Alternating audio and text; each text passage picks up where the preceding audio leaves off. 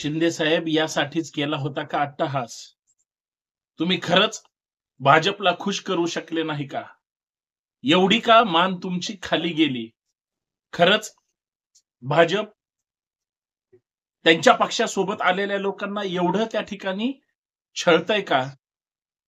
काय चुकलं शिंदे साहेबांचं? शिवसेना फोडली त्याचा आज पश्चाताप होतोय का? इथं मान झुकवावी लागती म्हणजे झुकल्या वाकल्या गर्विष्ठ माना आज महाराष्ट्राच्या त्या दिल्ली दरबारी?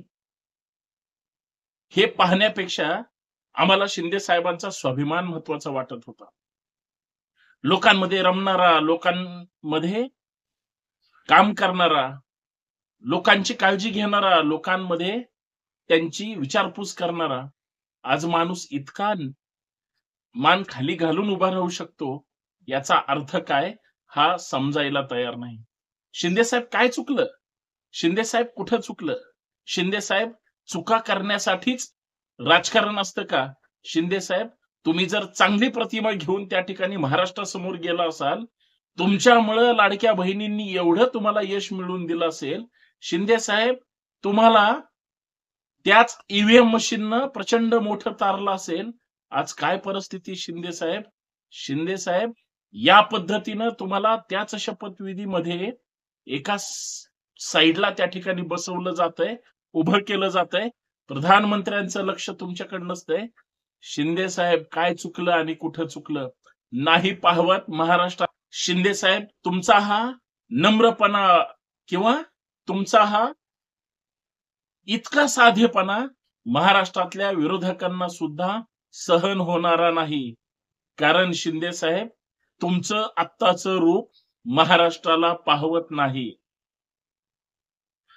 शिंदे साहेब एवढी परिस्थिती कशी झाली भयानक आता कळायला सुद्धा मार्ग नाही. तुमचं आजारपण उभ्या महाराष्ट्राला माहितीये. तुम्हाला उपमुख्यमंत्री पद मिळत नाही, तुम्हाला गृहमंत्री पद मिळत नाही किंवा तुम्हाला शिंदे साहेब तुम्हाला महत्वाची पद मिळत नाहीत म्हणून तुम्ही आजारी होतात का? तुम्हाला परत मुख्यमंत्री पद पाहिजे होतं म्हणून तुम्ही नाराज होतात. मी सांगतो शिंदे साहेब तुमच्या मनात काय चाललं होतं. मी सांगतो शिंदे साहेब महाराष्ट्राच्या मनात काय होतं. हे पहिले 2-2.5 वर्ष का असेना सत्तेमध्ये आज तुम्ही मुख्यमंत्री असायला पाहिजे होतं. भाजपला जे यश मिळालंय, अजित पवारांना जे यश मिळालंय, शिंदे साहेब फक्त तुमच्यामुळं. तुम्ही लोकांना चांगलं बोलून असेल किंवा तुम्ही लोकांना निवडणुकीतली जुमलेबाजी असेल, तुमची भाषा काहीही असू द्या, तुमच्या शब्दावर लोकांनी तुम्हाला कौल दिलाय. शिंदे साहेब ईव्हीएमनी कौल दिलाय. उभी महाविकास आघाडी माझ्या सहित प्रत्येक जण ईव्हीएम वर आक्षेप घेतोय. होय, ईव्हीएम मध्ये घोटाळा करूनच हे सरकार सत्तेमध्ये आलंय, परंतु थोडं तरी लोकांनी केलेल्या मतदानाकडे सुद्धा गांभीर्यानं लक्ष दिलं पाहिजे. शिंदे साहेब ते तुमच्याकडे दिलं गेलं नाही. शिंदे साहेब तुम्ही शहासाहेबांसमोर मान झुकवताय. शिंदे साहेब तुम्ही भाजपच्या नेत्यांसमोर मान झुकवताय. शिंदे साहेब तुम्ही राजनाथ सिंग असतील किंवा जे.पी. नड्डा साहेब असतील त्यांच्या समोर मान झुकवताय. महाराष्ट्राचा स्वाभिमान तुमच्या प्रामाणिक कामामुळे, महाराष्ट्राचा स्वाभिमान आजपर्यंत ज्या ज्या राज्यकर्त्यांनी दिल्लीला झुकवलंय तसाच तुमच्याकडून स्वाभिमान महाराष्ट्राला अपेक्षित होता, पण तो स्वाभिमान गेला कुठं? आज तुम्हाला कदाचित पश्चाताप होत असेल. आम्ही महाराष्ट्रासोबत गुवाहाटीला जायच्या अगोदर जी बंडखोरी करून त्या ठिकाणी सुरत मार्गे पलायन केलं होतं, कदाचित शिंदे साहेब तुम्हाला आज ती प्रत्येक चूक जाणवत होती का? म्हणून तुमच्या दरे गावात जाऊन तुम्ही आत्मपरीक्षण केलं. खर तर वैचारिक क्लेश सुद्धा आज प्रत्येक महाराष्ट्रातला मतदार करतोय. लोकांनी तुमच्यावर विश्वास ठेवून जर मतदान केलं असेल, तुम्हाला का डावललं जातंय हे कळायला मार्ग नाही.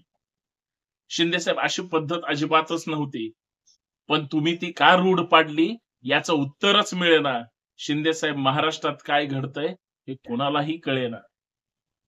मित्रांनो, महाराष्ट्राच्या या सगळ्या गोष्टीचा कानोसा घ्यायचा आहे. शिंदे साहेबांची हतबलता माझ्यासारख्या त्यांच्या विरोधकाला सुद्धा सहन होणारी नाही. मी शिंदे साहेबांचा विरोधक नाही. त्यांनी जी कृती केली होती त्या भूमिकेला माझा विरोध होता. याच्यापेक्षा दुसरं काही नाही. या मुद्द्यावर चर्चा करायची. शिंदे साहेब भाजपच्या श्रेष्ठ नेत्यांसमोर इतके नम्र का वाकून उभे आहेत?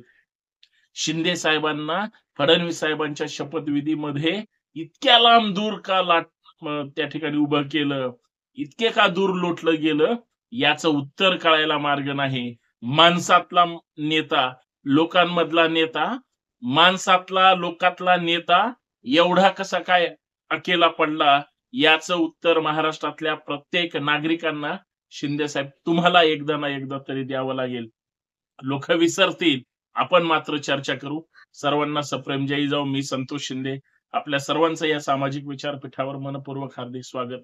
विनंती एवढीच आहे, व्हिडिओ शेवटपर्यंत पहा, व्हिडिओ जास्तीत जास्त शेअर करा आणि सगळ्यात महत्वाचं सबस्क्राईब करायला विसरू नका. प्रचंड लाखो लोकांनी आता सहभागी व्हावं आणि सबस्क्राईब करावं एवढीच माफक अपेक्षा आहे. कारण आपल्या विचारांची आपली स्वतंत्र रेष आपल्याला ठळकपणे उभी ओढायची आहे आणि त्यासाठी निष्ठावंतांची साथ सुद्धा तितकीच महत्वाची आहे.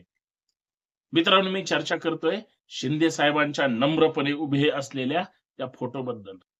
वाईट वाटलं, मनाला वेदना झाल्या. विरोधाला विरोध अपेक्षित असतो. एखादी गोष्ट चुकली टीका करायची असते, पण ज्या नेत्यांनी शून्यातून विश्व निर्माण केलं त्या एकनाथ शिंदे साहेबांच्या कामाबद्दल महाराष्ट्रातल्या ज्यांना ज्यांना ते माहित असतील त्यांना कदाचित 1% तरी प्रेम असेल. पण मला माहितीये, मुख्यमंत्री पद मिळवल्यानंतर ते कसं मिळवलं, काय मिळवलं, याच संतोष शिंदेनी बऱ्याच टीका केल्या. ती माझी वैचारिक भूमिका असावी. परंतु ज्या पद्धतीनं मुख्यमंत्री सहायता निधीच्या माध्यमातून गोरगरीब, पीडित, कष्टकरी, कामगार किंवा कुठल्याही आरोग्याबद्दल अडचणी असणाऱ्या, ज्याचं ऑपरेशन आहे, ज्याच्यावर काहीतरी फार मोठं आरोग्याच्या दृष्टिकोनातून संकट आलंय, त्या माणसाला जीवनदान देण्याचं काम एकनाथ शिंदे साहेबांनी आणि त्यांच्या टीमने केलं. महाराष्ट्रात चांगलं काय केलं असेल हे शिंदे साहेब स्वतः सांगतील. पण माझं प्रामाणिक मत आहे की जर काही महत्वाच्या योजना असतील, मग ती लाडकी बहीण योजना असेल, महिलांना 1500 रुपयात त्यांनी ज्या पद्धतीनं राजकीय चक्रव्यूहात अडकवलं, हे ते शिंदे साहेबांचं आणि त्यांच्या टीमचं स्किल आहे. राज्याचा प्रमुख हा कुटुंब प्रमुख म्हणून त्यांना जे जे योग्य वाटतं ते त्यांनी केलं.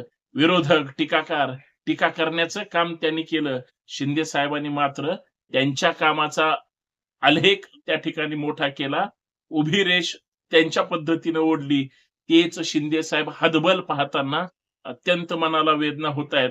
माझी ही व्हिडिओ आतापर्यंतच्या सगळ्या व्हिडिओपेक्षा वेगळी यासाठी आहे, शिंदे साहेब तुमचं हे दिल्लीकरांसमोर, खास करून भाजपच्या श्रेष्ठ नेत्यांसमोर वाकून उभं राहणं महाराष्ट्राला किंवा कुठल्याही विरोधकाला, तुमच्या सोबतच्या लोकांना तर साहजिक आहे 1001% पटलं नसेल, पण विरोधकांना सुद्धा ते आवडलेलं नाही.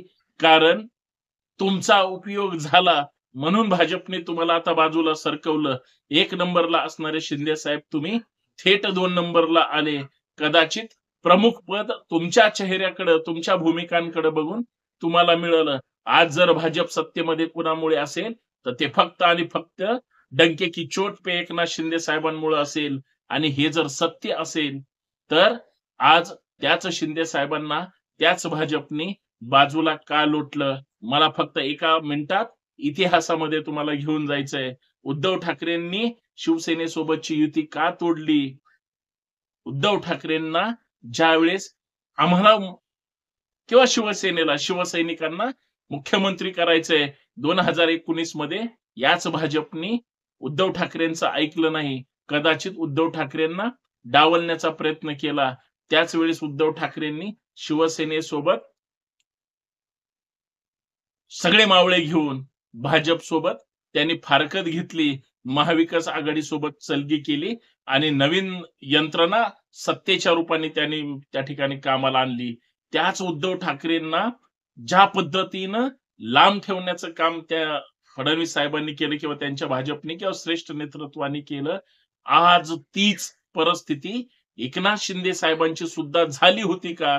कारण दिल्लीतली झालेली मीटिंग आणि तिथून थेट साताऱ्यात दरे गावात शिंदे साहेबांच्या मूळ गावात ते एकलकोंड्यासारखं येऊन राहिलेले, कुणाशीही न भेटलेले आणि आरोग्य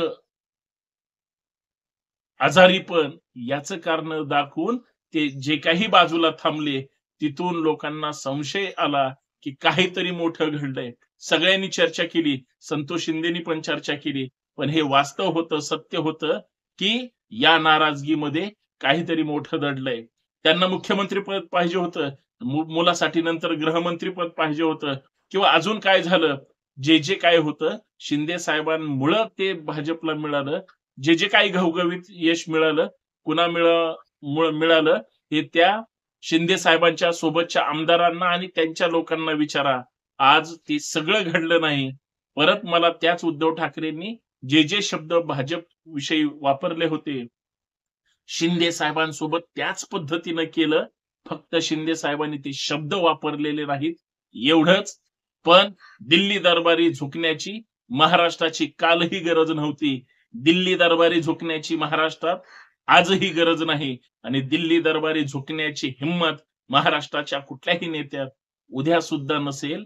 पण महाराष्ट्राचे नेते पदासाठी आणि खुर्चीसाठी जर नम्रपणे उभे राहणार असतील, तर महाराष्ट्रातल्या लोकांनी परत एकदा विचार केला पाहिजे. एवढीच माफक अपेक्षा आहे.